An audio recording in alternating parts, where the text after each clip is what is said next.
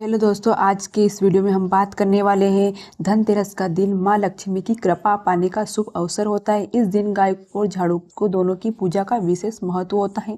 गाय को लक्ष्मी का स्वरूप माना गया है, उसी पूजा में धन और समृद्धि आती है।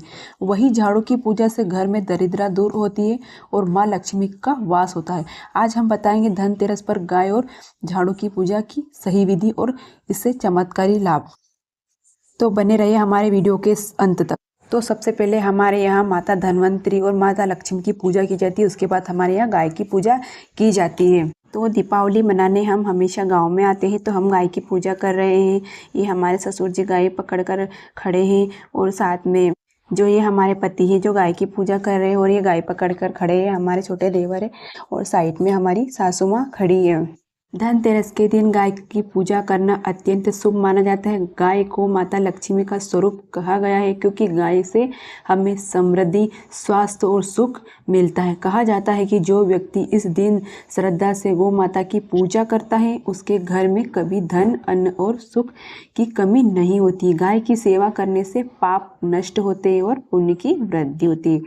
इसलिए धनतेरस के दिन गौ माता की पूजा आरती जरूर कीजिएगा। तो दोस्तों, जो हमारे हस्बैंड जी गाय की आरती उतार रहे हैं, इस तरह आप गाय की पूजा कीजिए और अन्न धन की कभी कमी नहीं आएगी। हम गाय की पूरा खिला रहे हैं, उसमें 7 चावल ही बनाए। तो हमारे यहाँ रिवाज है कि सबसे बड़ी महिला झाड़ू की पूजा करती है, तो मेरी सास सबसे बड़ी है, तो वो मैं हमारे घर में झाड़ू की पूजा वही करते हैं हर साल। धनतेरस के दिन झाड़ू की पूजा करना बहुत शुभ माना जाता है। कहा जाता है कि जिस घर में झाड़ू की पूजा आदरपूर्वक की जाती है वहाँ लक्ष्मी स्थायी रूप से वास करती है। झाड़ू सिर्फ सफाई का साधन नहीं है, यह लक्ष्मी का प्रतीक है।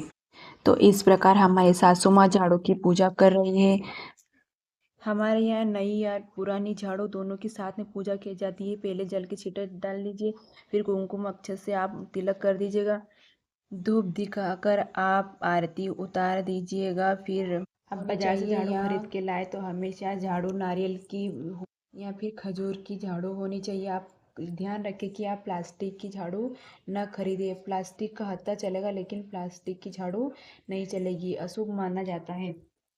सबसे शुभ माना जाता है आप खजूर की झाड़ू ही खरीदें। तो दोस्तों, इस प्रकार हमने गाय, झाड़ू और माता धन्वंतरी की पूजा की है। धनतेरस के दिन श्रद्धा से गाय और झाड़ू की पूजा करने से माँ लक्ष्मी आशीर्वाद बना रहता है। गाय की सेवा से सुख, शांति और समृद्धि आती है और झाड़ू की पूजा से घर में नकारात्मक ऊर्जा दूर होती है। अगर आपको यह जानकारी उपयोगी लगी तो वीडियो को लाइक करें, शेयर करें और सब्सक्राइब करना ना भूलें। और आपके परिवार को धनतेरस की हार्दिक हार्दिक शुभकामनाएं। धन्यवाद। जय माता लक्ष्मी।